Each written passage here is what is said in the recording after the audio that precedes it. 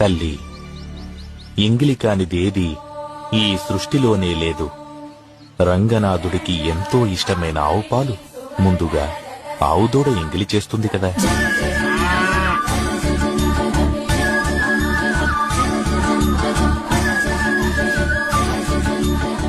పంచామృతాలలో ఒకటైన తేనెను తేనెటీగలు ఎంగిలి చేస్తాయి కదా.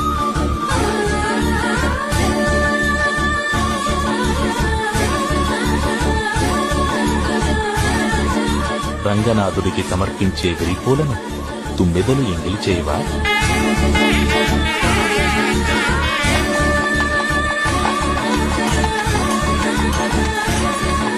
చివరికి శ్రీవారికి ఎంతో మడితో అభిషేకించే కావేరీ జలాలను చేపలు, ఇతర జలచరాలు ఎంగిలి చేయకుండా ఉంటాయా?